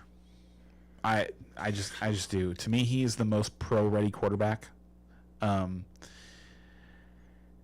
The only things that people were nitpicking at him about were his health, and so because he's had a bunch of injuries, and his age. But his age is because of his luck with injuries, and if you look at it, it's luck. Like the poor kid has just like had different injuries, and it really doesn't make a whole lot of sense when you look at his frame, because he's like 6'3", 220 or something like that. He's just been unlucky, but he has great pocket awareness. He gets the injuries, and then people also like he was he didn't grade out well against the blitz, but watching him on tape, I thought that he had excellent pocket awareness and the ability to slide around the pocket with the goal being just to reset and look at another receiver. Like his ability to just like not go. So like you have players like Justin Fields, where Justin Fields drops back and goes one read, still looking at the one read, Second read, oh, run, shit. Yeah. Michael Penix is a quarterback that you can, if you watch him on the like an all 22 film, watching him from the end zone, you can watch his head going through decisions and his ability to just like slide in the pocket and buy himself time. And then he also, like, he didn't run a lot, but he can run. Absolutely, he can run. I think that if he goes to Denver, they immediately become a good football team. So we got some comments. JJ McCarthy, I thought the health thing was funny. 2 shoulder injuries and 2 knee injuries, but he throws southpaw and neither on his left side. Georgie says, Penix is from Washington, right? They were overreacting to his elbow as well. Yes, Penix is from Washington. And did Denver get rid of all their wide receivers? Denver, in my opinion, cleared the way for Marvin Mims, who I like a lot still. I've talked about him. I talked about him quite a bit last year. He was a rookie. I believe he made the Pro Bowl as a special teamer. Someone have to double check me on that, but I'm pretty sure Marvin Mims made the Pro Bowl last year. And they have some guys that they like. So that's why I'm saying if Michael Penix Jr. ends up in Denver, I think Denver is going to surprise some people. And I would love to see that happen. I would love to see him go there and play with Sean Payton. I think that'd be amazing. And then after him, it's funny because the quarterbacks that are going to... It's so interesting the way that NFL GMs seem to go about drafting these quarterbacks, because they really seem to be like trying to project an upside for a player, and then they're just like, yes, that's going to happen. We've decided this could possibly happen with this guy, so if it happens, we definitely want to make sure we pay for him. Is the way that it feels, because when I watch, we'll talk about more about this, next time. But when I watch Caleb Williams, like, he's not a number 1 overall pick to me. In terms of at almost 40 years old, I've watched football for a long time. I've watched a lot of good quarterbacks. I watched a lot of bad quarterbacks. I've watched a lot of average quarterbacks. And Caleb Williams seems like an average quarterback to me. I think he has some special scrambling abilities, but I wasn't impressed at all with his ability to throw the ball down the field. And on film, he doesn't attack the middle of the field at all. And I honestly don't know what that's about. I don't know if it's like a size thing, because he's only 6'1", which for a quarterback is not tall. Michael Penix Jr., and then after that, I really like Bo Nix. I think if Bo Nix had, I already said this, but I thought the Oregon skill players were the reason that Bo Nix is not being talked about as, possible number 1 overall pick. And the thing for me that stood out for him is his ability to roll to either direction and throw on target passes I thought was special. And there's no other player in the draft that can do anything like that. So, catching the comments up, these GMs fall for the hype more than anyone. It feels like they do. Caleb Williams' biggest plays come from broken down plays where he scrambles and throws the ball up. Mm-hmm. That won't work in the NFL due to players being faster. But about that, I think they want him to be Patrick Mahomes. Like, that's I honestly think that some of these guys, like, I don't want to say they're so stupid, because I mean they're in very enviable positions, so they must be somewhat intelligent, right? But it really seems like they're just like always trying to copy each other in every single way that seems to be like a standout success. Just like how they're constantly, like, stealing coaches from teams so that they can come and implement the exact same system on their team.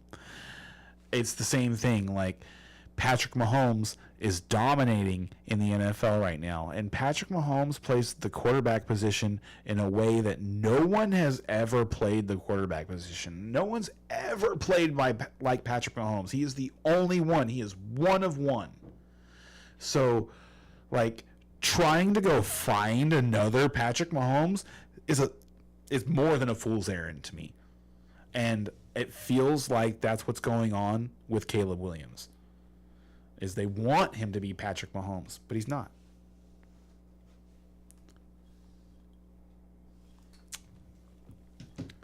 See here.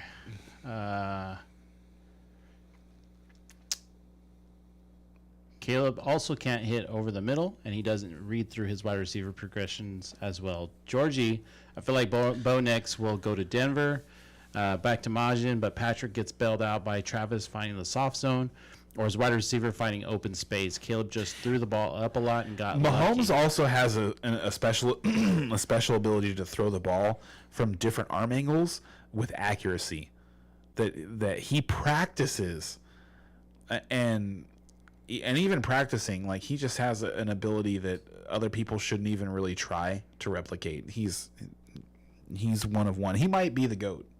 Like, it's early still, but he might actually be the GOAT. Like, he is really that good. Watching that guy be unstoppable in fourth quarters is just becoming a little too routine. And the way that he does it is, it's different every time. You never know exactly how he's going to do it. But he just seems to make the right play every time. And, like, the last thing I'll say about Mahomes real quick is, like, he knows exactly how fast all of your players are on defense. So he knows which ones he can outrun and which ones he has to throw the ball against. That's insane. That's insane. To have an elite quarterback, be an elite athlete, and then also just know, oh yeah, that guy can't catch me. Like, he knows going into the game exactly which players he's going to run from and exactly which players he's going to just give up and throw the ball when they're chasing him. So, Majin says, I feel like if the Bears want to win now, with the wide receivers they got here recently and Bears defense not being that bad, they should draft Penix or J.J. McCarthy. Both ran pro-style offense in college, and both worth through the wide receiver progression, where I guess it meant work through. I thought if the Bears wanted to win now, they should have kept Justin Fields. Georgie says Bears will choke on it. I honestly thought that, like, do you remember when Ryan Poles took over as the GM for the Bears, and there was that press conference, and he was like, it was more or less like, this is the dawn of a new era. No, I don't remember that. The Bears are coming back. It was, it was basically like, calling out the rest of the division, like, and when stuff like that happens, you really want to root for that guy. You want, especially when it's like with a franchise like the Bears. It's like, hell yeah, do it, dude. Let's dominate this division. Let's get some Bears, some Bears division championships. Let's get like 3 or 4 in a row. And then you trade what is essentially a first round pick for Chase Claypool. and then you trade a quarterback who's not even close to being mature yet for peanuts, you're definitely going to fuck this up. I'm sorry. Like, there's like you almost want them not to draft Caleb Williams if you're a Caleb Williams fan, because you know the Bears are going to fuck this up. Whoever they draft at number 1 is going to be wrong. So, Georgie says that the franchises he feels bad for are the Bears, Jets, Giants, and Raiders. That's a lot of them. You feel bad for a lot of people, dude. You're a really nice guy. Majin's thing is that they bring all the talent for the quarterback and then send off the quarterback. Yeah. I thought, to me, if I was the Bears GM, right? There's no, like, for what the market was for Justin Fields, there was no fucking way I was going to move Justin Fields. And if people didn't want to give me what I wanted for the number 1 overall pick, I still would have taken Caleb Williams. Here's why. We've seen this before. Back in 2004, the San Diego Chargers, then San Diego Chargers, had Drew Brees. And Drew Brees was entering the last year of his deal. They ended up franchising him the next year, but he was entering the last year of his deal. He was a second-round pick. He had flashed a little bit, but he was 6 foot. He was, so he was a little too small. He really hadn't done it. The Chargers hadn't won anything at all. And they had the number 4 overall pick or something like that. Number 3 maybe. And they initially drafted Eli Manning. And Eli pulled a John Elway and said, I'm not going there. And so they did a swap with the Giants, who selected Phillip Rivers. Point being, they had a quarterback that they had spent high draft capital on that they kind of liked already. There was no market for him. They took the elite quarterback draft prospect anyway. And what happened was Drew Brees went on to be a Hall of Fame quarterback, and Phillip Rivers went on to be a Hall of Fame quarterback. Sometimes you just have 2 in the room at the same time. Steve Young and Joe Montana were together at the same time. It happens. And if you have a quarterback to trade, that is the most valuable asset you could possibly have to trade. So if no one's going to trade you for your quarterback that you know can win football games, you know he's going to be at least good enough to challenge your number 1 overall draft pick. If no one's going to trade you anything, keep him. Just keep him. So it looks like there's a lot of agreement, except we have a weird caveat in here. Phillip Rivers and the Chargers couldn't get anywhere in the playoffs. LT, Rivers, Gates tried their harder. Yeah, that's okay. Sure. Okay, you're okay. You find me a Bears fan that wouldn't want to win 11 plus games for the next 8 years. Because that's what the Chargers did. And actually, if I remember correctly, it wasn't they won 11 plus games. I remember they would get hot.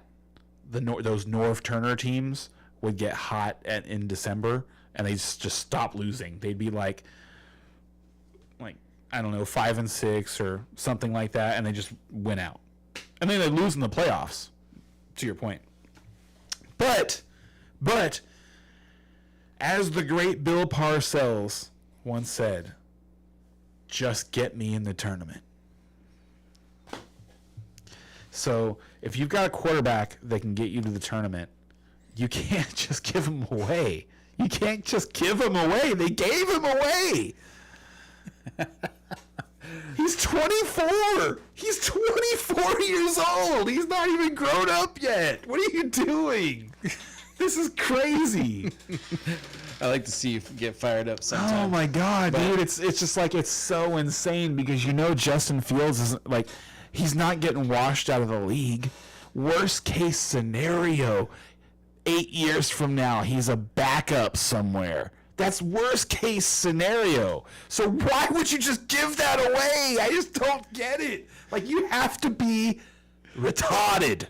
Like Ryan Poles is gonna get fired. He should have got like the day that trade happened. He should have got fired.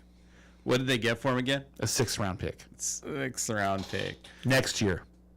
Next year. I don't even think it was this year. Well, there you have it. Yeah, it was. Margin thought it was a 3rd round pick. No, 6. They got nothing. They got nothing. Absolutely nothing for Justin Fields. It's insane. So yeah, if I had been like I said, I would have just they have the number 9 pick too, which is why if you don't get the deal that you want for that number 1 overall pick, you just take the quarterback. Just take him, and then at 9, take a tackle.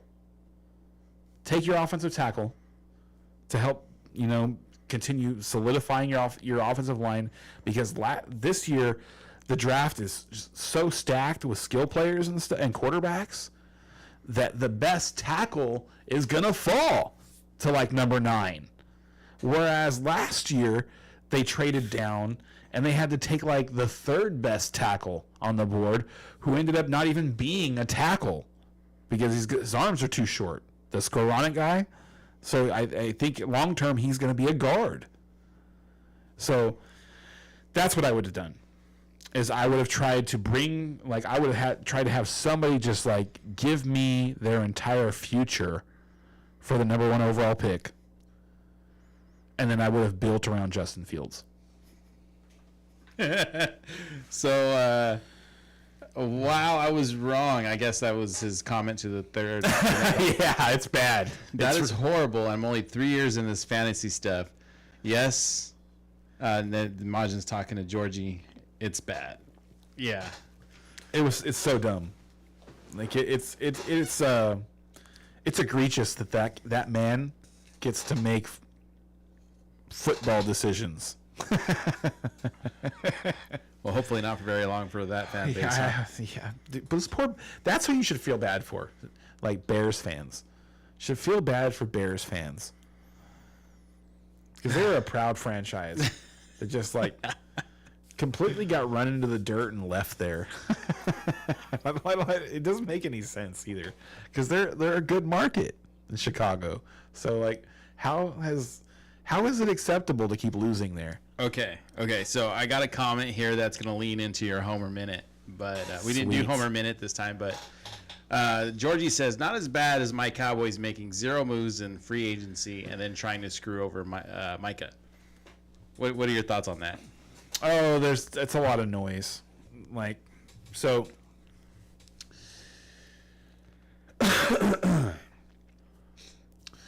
the Cowboys, man, they get so much noise around everything they do or don't do. All you really need to know about this particular situation, if you're thinking that the Cowboys are going to screw over Micah, or they're going to screw over CD, they're going to screw over Dak, is that they still invite George Teague to all of their team functions. If you don't know who George Teague is, he's a safety that played for the team from 1996, the year after they stopped winning Super Bowls, until 2000. So he played through some of the worst years in Cowboys history. And that's what, and I saw this post from him recently. It was somebody had added him on Instagram. Hey, how come there's no love for the Packers on your page or whatever? And his response to that was, I played for 3 NFL teams. Only one of them looks out for my family and continues to invite me to things, and that's the Dallas Cowboys. And that's who they are. That's because they take care of people. So like there's a lot of noise about like what's happening with the contracts and stuff like that. I don't worry about it.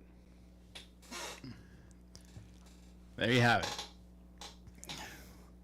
Wow, so we went 2 hours. For those of you guys that don't know, or you guys are, I think both of you guys are both new, but for the Spotify folks that may find us, or the iTunes folks, or wherever you watch your podcast, listen to your podcast. If you guys find us, we go over our fantasy football theories. We talk with typically me, Brian, and Ken. We make fun of each other a little bit. And if Brian was in the room, they probably would have figured out something to argue about and make a bet on it. So we're not always in an alignment. And as a matter of fact, it almost feels like we're never in an alignment. And when we are in alignment, it's like, what just happened? It's kind of quiet in the room right now. So as we go, I think it sounds like we're going to do another one next Saturday to go over the quarterbacks coming up in the draft. It makes sense. Try to squeeze one more in before the draft starts. And then after that, I think we're going to go to like every other Saturday, and we're going to just kind of bullshit and talk about the NFL news. We'll do a mock draft here or there, and we'll have some fun.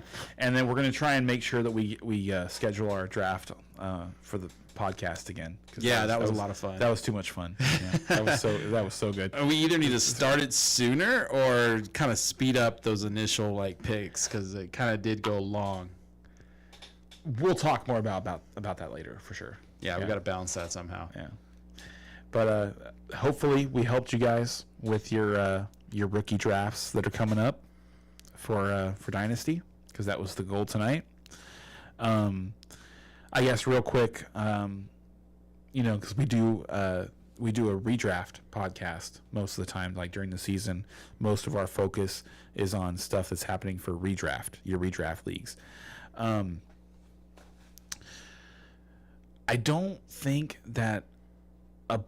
I really don't think there's that many of these guys that are like the running backs, like Marshawn Lloyd and Trey Benson could have a really big impact right away in fantasy. Mm-hmm.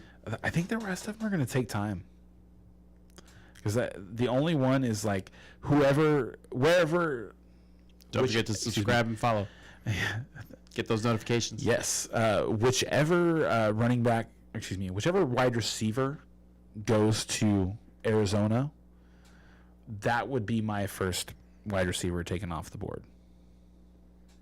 I think that Neighbors and Marvin Harrison Jr. are that close that if Neighbors goes to Arizona and like Marvin Harrison Jr. goes to New England, I would take Neighbors. So that's the other thing I would say to people is that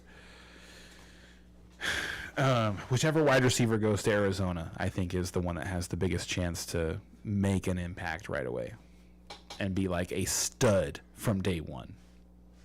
Okay. Well, there you have it. So we will see you guys hopefully next week. You guys come on back for that quarterback. We can talk quarterbacks next week. All right, everyone. Peace out. We'll see you guys later. Good night, guys. Thanks.